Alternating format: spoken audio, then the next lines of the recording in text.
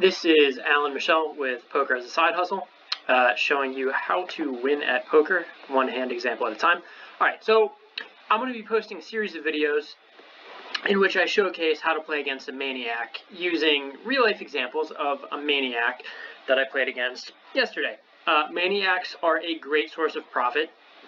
They are fun to play against, but you have to be ready to gamble.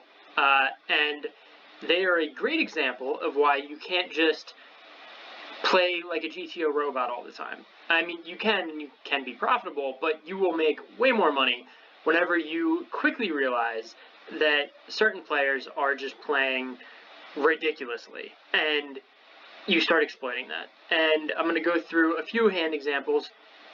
So this is the first big hand I got in with this player yesterday. So again, you can't see my HUD stats right now, but this player, their VPIP voluntarily put money in the pot is 78%, meaning they, on 78% of the time pre-flop, they are putting money in. Their percent raise is 12%, and this is through 133 hands. Their 3-bet is 9%.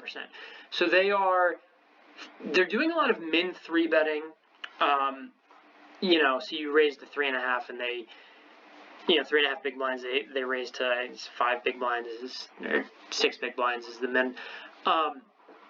They're doing a lot of donking, leading as the non-aggressor, but at very small amounts. They're calling very wide, doing a lot of wonky things. So I go ahead and raise pocket kings from under the gun, and this player min 3-bets here. So you can see I open raise to $7. They go to 12, so that's 3.5 big blinds, and they raise it to 6.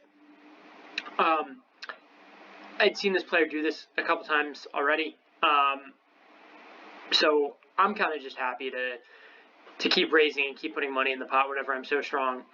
Obviously, this opponent's range does not consist purely of pocket aces. This is not a very nitty player, or even a player who plays very loose passive, who will see a lot of flops but won't come in aggressively very often. So I'm happy to 4-bet this every time. Also, I think the 4-bet is going to be good here because this villain will call and just want to see flops. So they will call a 4-bet off very wide. So it's just a good spot to go ahead and try to get your money in. So I do go ahead and do that. They min 5-bet, so I just go ahead and shove here. Fine to get it all in.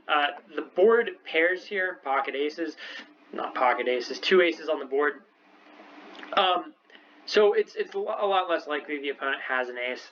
So obviously you're feeling pretty good here, but you don't see their hand until afterwards. I saw it the whole time.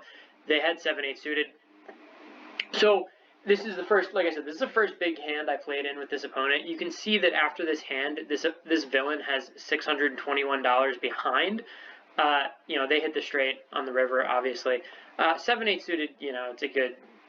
It's a good aces buster, although, to be fair, I had, 79% equity pre-flop.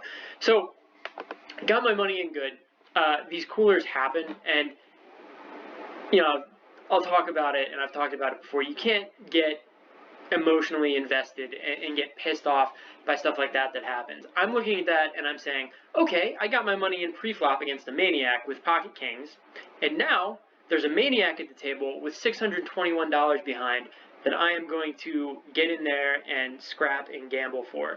And I will be posting the next few hands that I played against this opponent, so stay tuned.